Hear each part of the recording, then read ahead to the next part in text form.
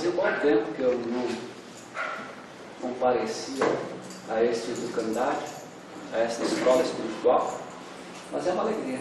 Obrigado por terem vindo. Eu quero convidá-los para que permaneçam de corpo, mente e alma nesses minutos que aqui estiverem, porque a presença, muito mais do que estar, muito mais do que ver, a presença é alguma coisa que precisa ser sentida. E se nós nos dedicamos e tiramos um tempo para estar aqui hoje, esse tempo vale de fato a pena. Por isso que a inteireza de cada um de nós aqui é muito importante. Porque às vezes a gente pode estar sentado aqui pensando em outras tantas coisas que também são importantes, que prendem a nossa atenção e consomem a nossa energia. Entretanto, não é sábio a gente se prestar a fazer alguma coisa e não fazendo por inteiro. Nos sintamos inteiros então. E busquemos cada um de nós aquelas partes nossas que estão fora, cuidando de outras coisas, para que nessa inteireza a gente aproveite o melhor possível então. Recentemente eu fui tomado por uma reflexão dessas que acontecem de uma hora para outra e que, se a gente não prestar atenção, elas passam desapercebidas. Aprendi já há bastante tempo que a vida na infinita generosidade que vem do alto, a vida, ela sinaliza se a gente está no caminho que é da gente ou não. Porque cada um de nós tem a sua programação de alma, da qual precisa dar conta. E é uma tarefa solitária, na verdade. Porque a gente se relaciona com familiares, com amigos, com parentes, colegas de trabalho, cada qual influenciando a nós e nós influenciando a eles. Mas a nossa tarefa é uma coisa solitária. Nós temos que dar conta dela. E ao final da jornada a gente quase não vai ter como culpar ninguém, como a gente culpa nos dias de hoje tanta gente por aquelas coisas que a gente não realiza. Porque é muito fácil deixar culpados, né? É muito fácil. Mas a gente vai aprendendo com a idade de que a gente tem que dar conta da tarefa da gente. E cada um tem uma tarefa, tem uma jornada de alma que precisa dar conta.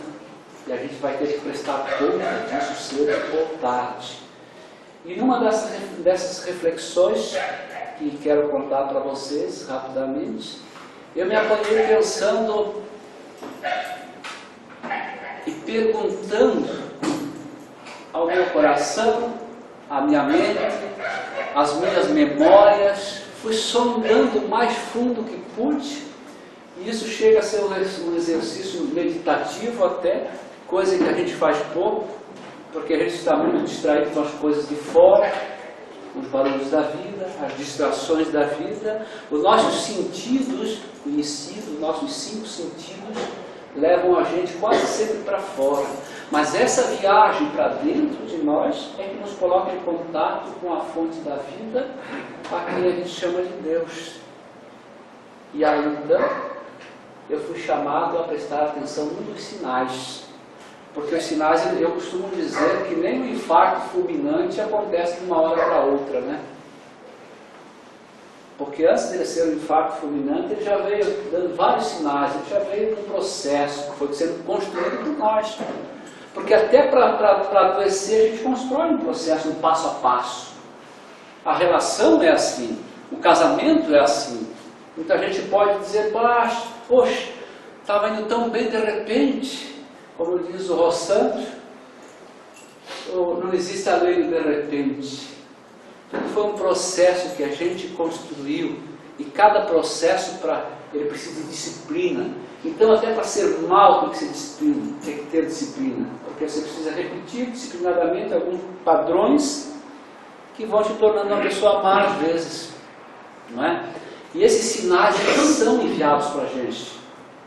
Toda vez que a gente sente que alguma coisa não está fluindo naturalmente, é porque a gente está contrariando aquilo que a gente veio fazer. E, em linhas gerais, se a gente prestar atenção, a gente sabe o que veio fazer.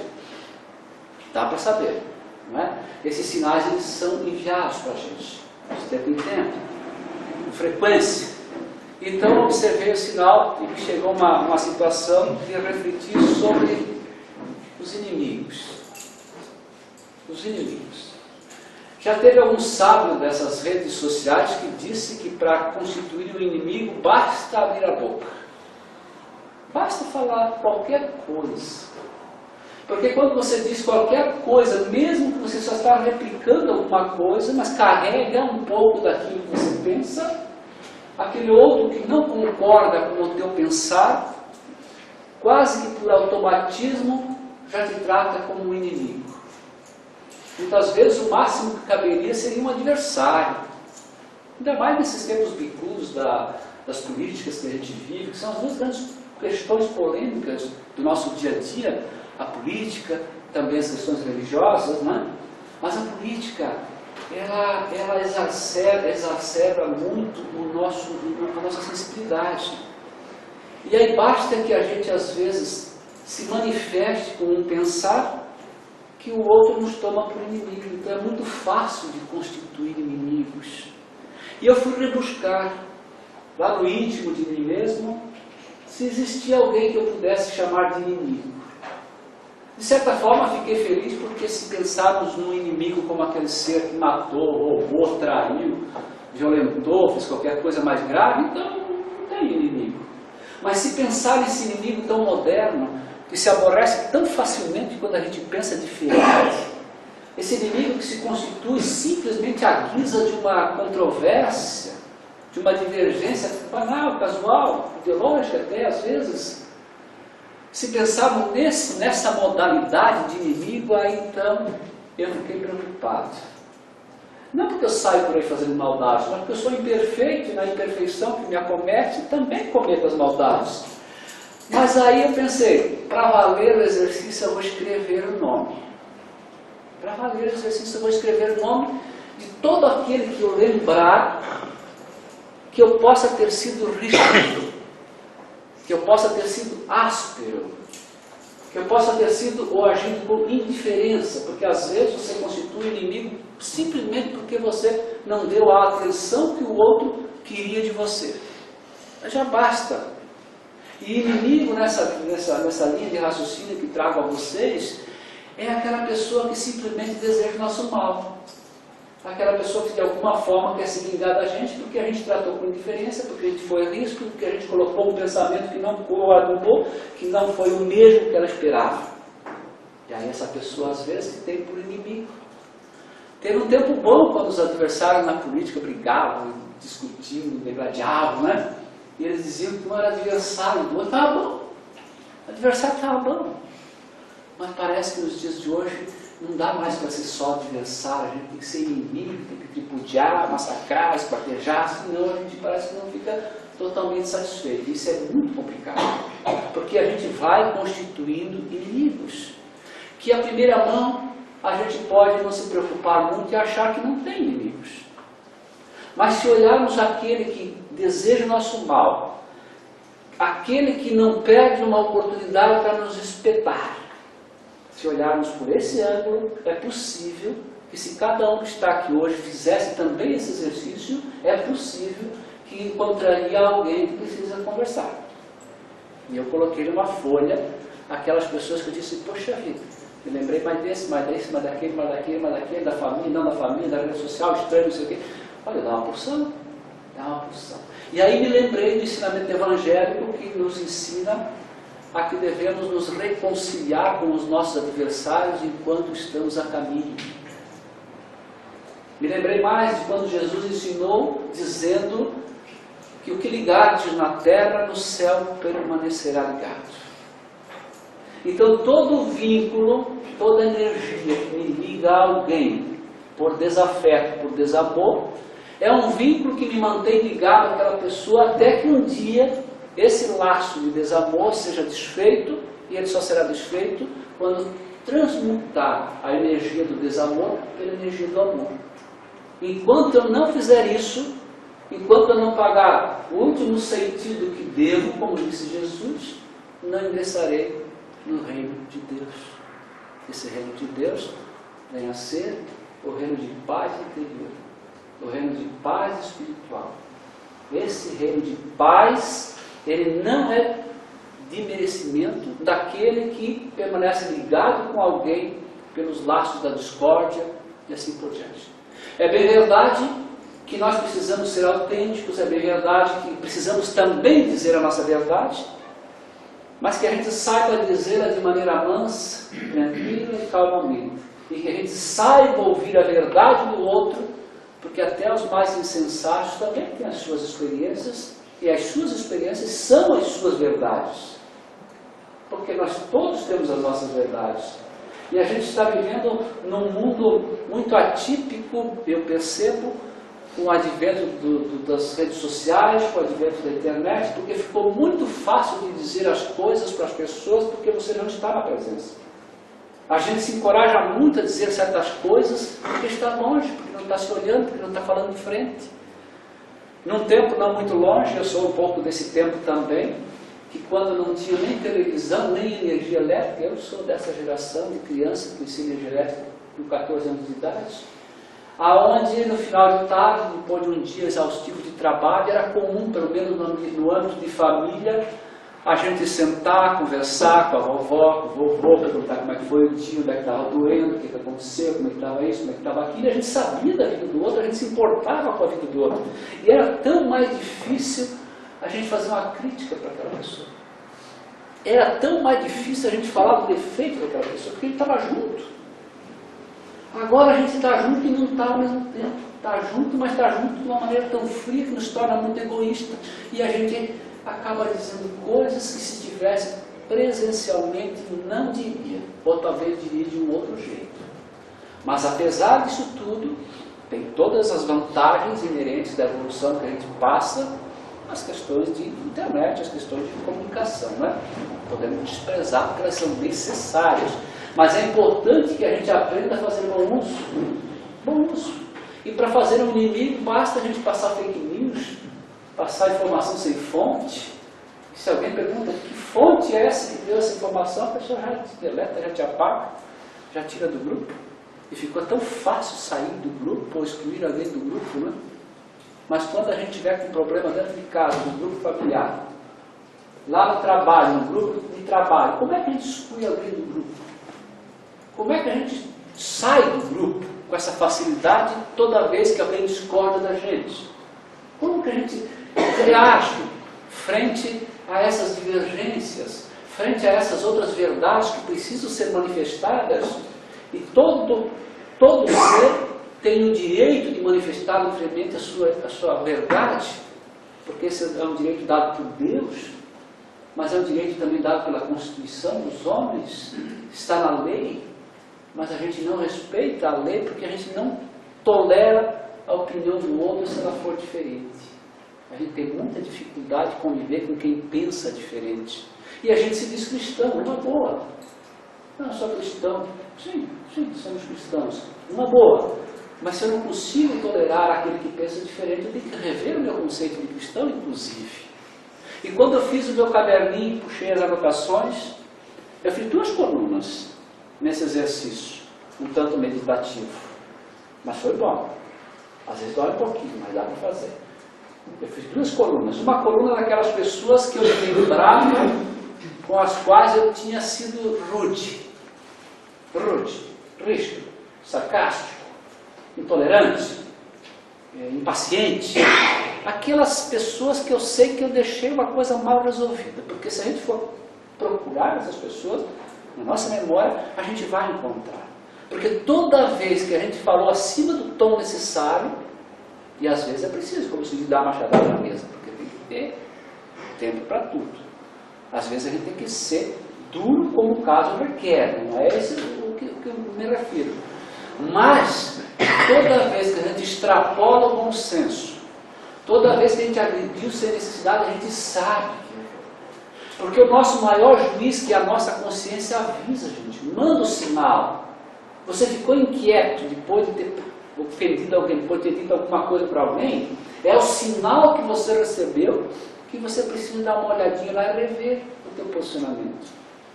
Toda vez que você ficou inquieto quando você falou mais alto com alguém, que você não deixou outra pessoa falar, que você quis provar que tinha razão o tempo todo, que a última palavra tinha que ser sua, Toda vez que você ficou inquieto com isso depois, é o sinal de que a tua consciência está enviando, de que você precisa rever o teu jeito de se relacionar com a outra pessoa. Está te dando a oportunidade na hora de consertar.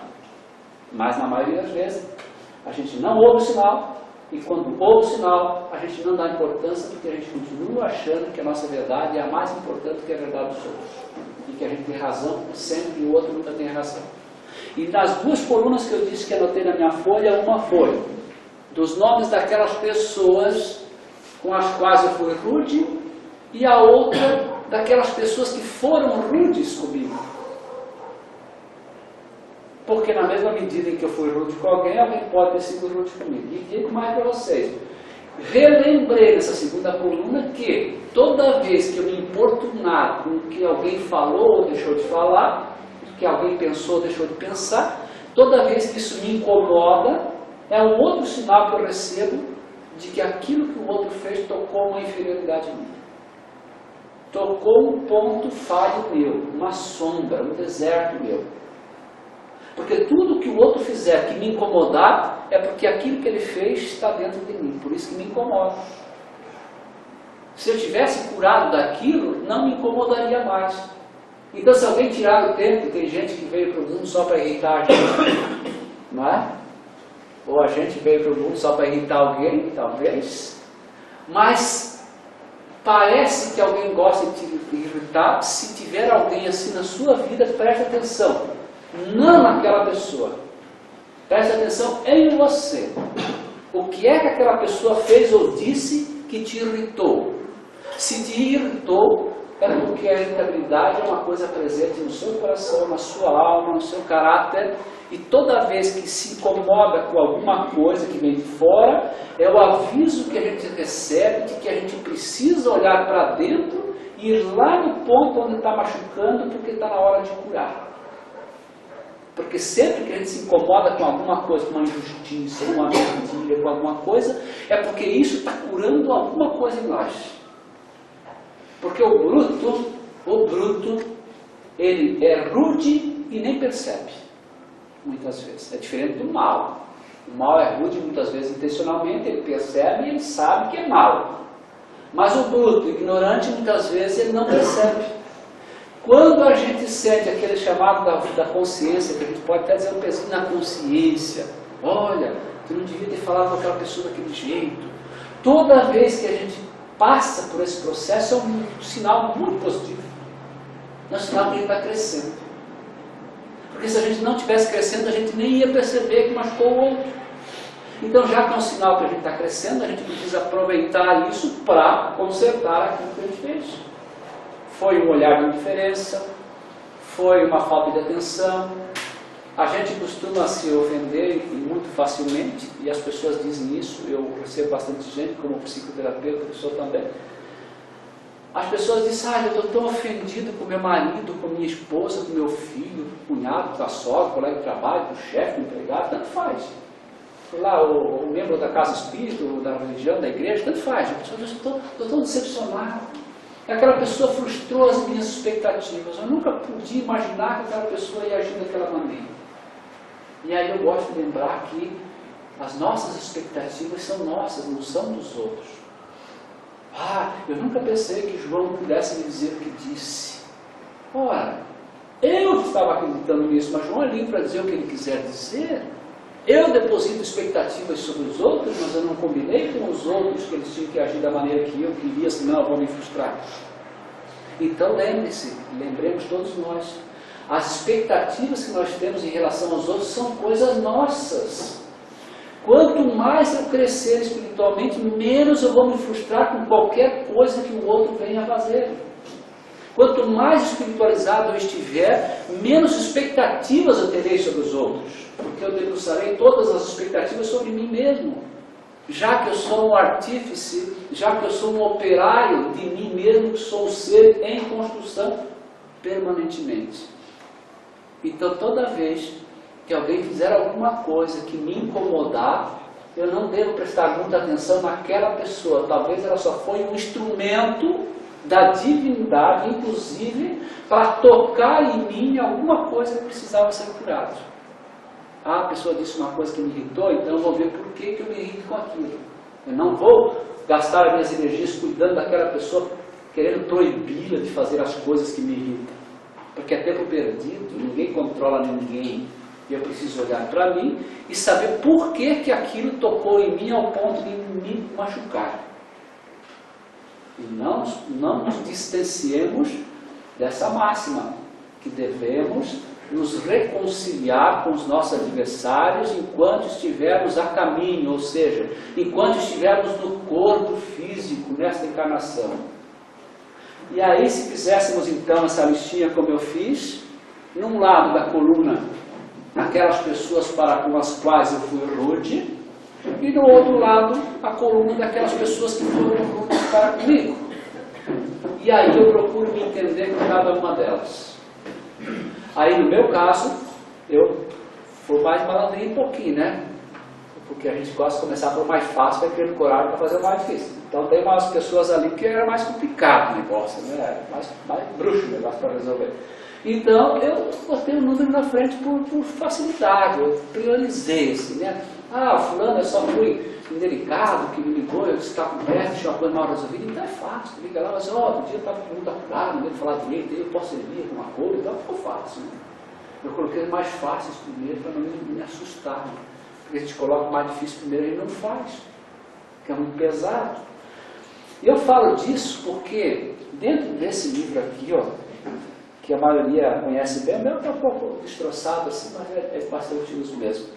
O Evangelho segundo o Espiritismo é uma das obras básicas da doutrina consoladora. Ele é um livro que cuida e se atém mais ao código de conduta moral do Mestre Jesus. Também trata de alguns cuidados históricos da vida do Mestre, mas ele trata essencialmente do Novo Testamento, que é onde os cristãos devem se localizar, né? Devem se localizar no Novo Testamento. Então esse livro trata do Evangelho, do Código de Conduta de Jesus. Aqui no capítulo 12, no item 5, tem um subtítulo dizendo que é o seguinte: inimigos desencarnados.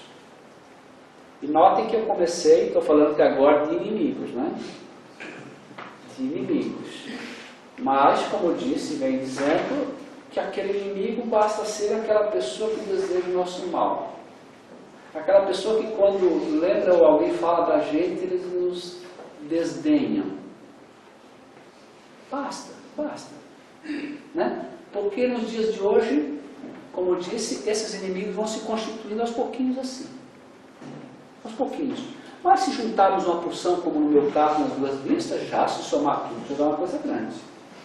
Agora, se reconhecemos como já reconhecemos, que somos seres imortais, que estamos na jornada de nossas almas há muitas encarnações, e em cada dessas encarnações, como também nesta, nós seguramente já nos enroscamos com alguém, no sentido de deixar alguma coisa mal resolvida. É um parente, numa festa de Natal, que juntou a familhada, umas crianças correram um pouco demais dentro de casa, e tem alguns parentes, algumas mães que acham que é feio chamar a atenção de crianças para fazer bagunça, e não é obrigação, né? E as crianças destroem os vasos de samambaia, dão banho do gato, quebram as coisas e dão risada, né? Eu acho a maior graça disso. Depois as crianças não dão, ninguém vai dar conta e ninguém sabe por quê, né? Mas às vezes numa ocorrência dessa, numa coisa festiva, alguém se ofendeu com a irmã, com o irmão, que não cuidou da criança, assim por diante. E vai constituindo uma energia muito deletéria, muito nociva, muito doente. E às vezes a gente está tão embaraçado na vida da gente, parece que nada dá certo, parece que não flui, parece que está tudo enroscado, as coisas não vão bem. E a gente se pergunta, mas que diacho que eu fiz com essa vida que está tão estrambelhada? Quando a coisa se agrava, tem aquele que diz, até parece que eu joguei pedra na cruz. E eu uma vez eu achava assim, agora eu fiquei pensando, é bem possível. É bem possível que a gente tenha estado lá, literalmente, tirando pedra na cruz, né? Mas o fato é que, pela lei de causa e efeito, que é uma lei divina, uma lei natural, nós só colhemos os frutos das sementes que livremente nós semeamos. O que eu quero dizer com isso? Que tudo que chega para nós chega no tempo certo, do jeito certo, nada por engano, nada por errado, nada fora de propósito, sempre chega para nos ensinar. A dor, inclusive, a morte, tudo mais. Tudo chega para ensinar a gente, já que somos seres imortais.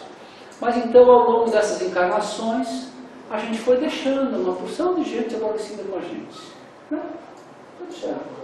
Que a gente aprenda a não se aborrecer com os outros, porque os outros são livres para fazer o que bem quiserem, não precisam me ofender com isso. Como disse Chico, né? Chico Xavier, quando ele afirmou que se alguém falar algumas mentiras a nosso respeito, não devemos gastar um minuto do nosso sono e da nossa tranquilidade. Porque afinal de contas são mentiras. Se alguém mentir sobre você, por que você vai ficar incomodado? São mentiras. Para que se incomodar? E ele disse mais. Se alguém disser a teu respeito uma verdade dessas que incomoda, também não fique incomodado. Porque afinal de contas é uma verdade que foi dita. O proveito dessa verdade se melhora. De tal sorte que a gente não deve se importar muito com o que os outros digam ou deixam de dizer a nosso respeito. O que dizem, o que pensam, é quase que um problema exclusivo deles. Se a gente for inteligente, até a gente dá uma escutadinha para ver se, para que às vezes aquele que aponta o nosso defeito orienta o nosso caminho, né? Mas aí você está aproveitando a lição, você não está magoando-se, você não está querendo revidar, você não está querendo se vingar, você não está sofrendo com aquilo. Você pega a lição e segue em diante. Agora, no caminhar das nossas reencarnações, como nesta, nós seguramente constituímos vários desses adversários, coisas pequenas, é bem verdade, mas constituímos.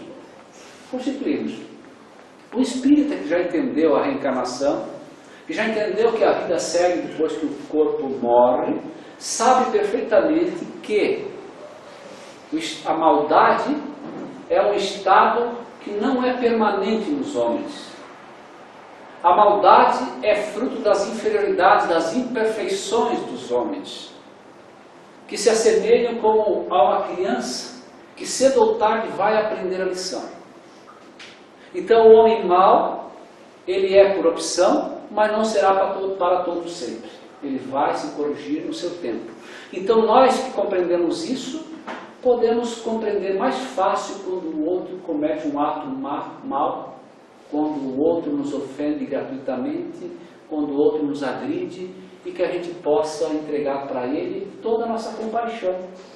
Fazer uma oração para aquele que nos agride, para aquele que nos ofende, para aquele que insiste em nos contrariar, para tirar a gente do sério, como se diz, que a gente possa fazer uma oração para essa pessoa. Dedicar para ela um pouco do nosso amor.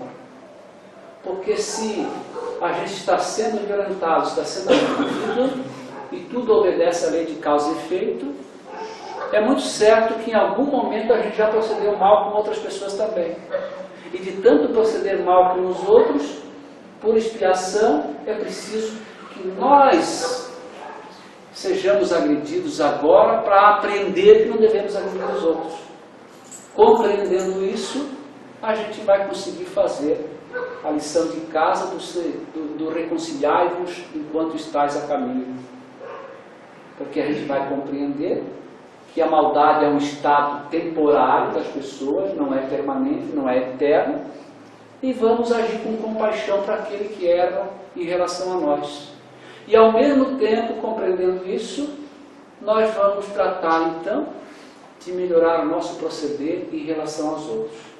Nós também sabemos, já aprendemos isso, nós já sabemos e já aprendemos que a morte apenas afasta a presença física, material, grosseira do corpo do nosso inimigo. A morte não nos afasta espiritualmente daquele que é nosso inimigo.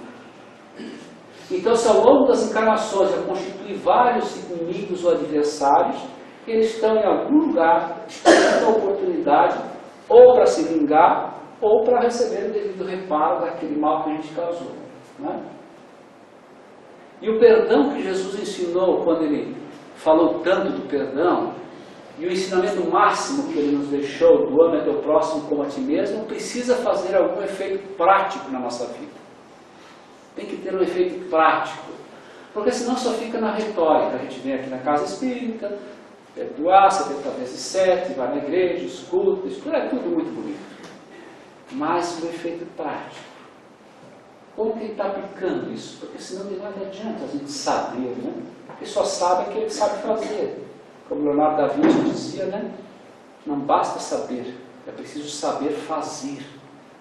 E saber, a gente até sabe algumas coisas do cristianismo. Saber até a gente sabe. Mas fazer é um outro desafio, é um outro patamar, que exige bem mais de nós, né? Que exige muito mais de nós. Então a gente sabe que quando a gente desencarna, a gente continua sendo quem a gente é. Por isso que aquela expressão, aquele ensinamento, que ligares na terra, no céu permanecerá ligado, é muito justo, muito correto. Porque se João não gosta de Pedro e João desencarna, ele desencarna não gostando de Pedro. E de lá onde ele está, se ele não perdoar, se o perdão não tiver um efeito prático, se ele não perdoar portanto, de lá onde ele está, ou seja, no mundo espiritual, ele vai agir sobre nós, desejando fazer o nosso mal. Certa vez, faz muito tempo, logo que eu ingressei na ciência espírita, que eu tomei esse conhecimento, eu li um livro que eu não sei onde é que eu li isso, mas falava de um certo senhor desencarnado, sem ter aprendido ainda a lição do perdão, desejava muito se vingar de um sujeito que o prejudicou e que permanecia encarnado. E lá do mundo espiritual ele reunia todas as suas forças para prejudicar aquele que estava no corpo. Se a gente não cuidar, depois vem os processos de obsessões, aquelas coisas todas que você já conhece também. Mas aquele caso contava assim, que ele se achando no mundo espiritual com pouca força para causar o dano que ele queria causar naquele seu inimigo que estava no corpo ainda, ele procurou umas gangues, umas milícias, umas legiões de espíritos trevosos que habitam o mundo espiritual, porque lá quanto aqui também tem organizações criminosas de espíritos empedernidos no mal, que ainda não aprenderam perdão, e esse senhor em questão procurou um desses grupos de espíritos trevosos, pedindo para eles ajuda para fazer o mal para aquele seu adversário que permanecia no corpo ainda. E eles mobilizaram lá aquela gente deles, aqueles espíritos, para agir, para prejudicar aquele que estava encarnado. E a história contava os mínimos detalhes, mas um dos detalhes que me recordo bem é que esse senhor que continuava encarnado tinha um comércio. E aqueles espíritos trevosos designaram 2 espíritos malfeitores para ficar à porta do estabelecimento comercial. Ficar na porta para criar embaraço dos clientes quando entravam. E os clientes, quando vinham para a loja, curiosos, para dar uma olhada, e entrar, se sentiam um pouco desconfortáveis, às vezes viravam e iam embora, nem entravam. Eram os espíritos que estavam colocados na porta para vingar aquele que foi pedir ajuda para eles. Né? E aí o comércio ia mal, ia mal, ia mal, também tinha influência espiritual. Só que aquele que foi pedir ajuda para aqueles espíritos trevosos, naturalmente ele ficou devendo para eles. E era mais um que entrava para o banco. E o banco cresce e ajuda os outros depois a prejudicar.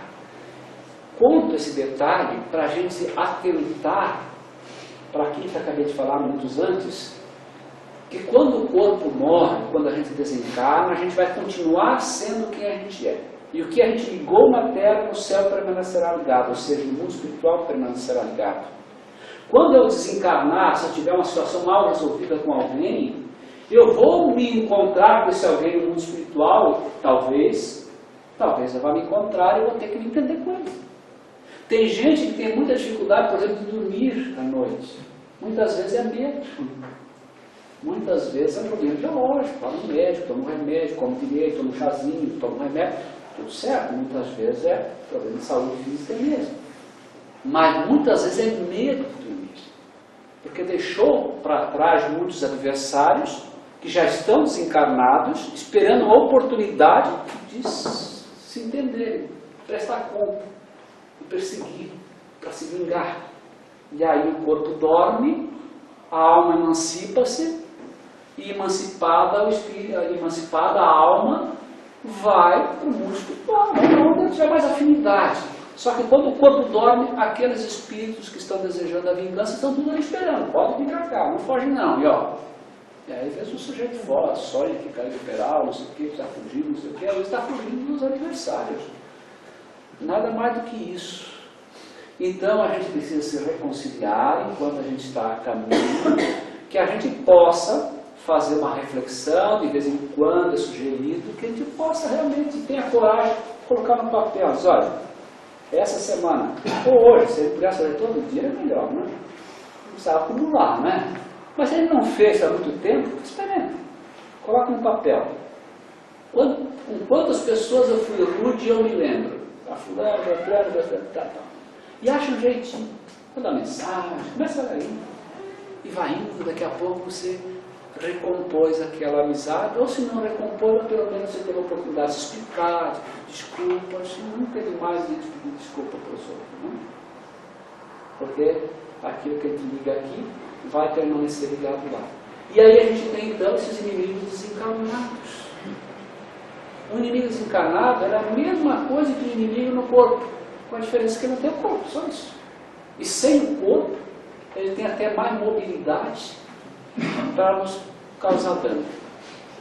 Mas tem um detalhe: qualquer espírito só consegue agir sobre nós se a gente estiver em falta, se a gente estiver em déficit, se a gente não estiver de acordo com o código de conduta moral que trouxe o nosso líder, que é Jesus.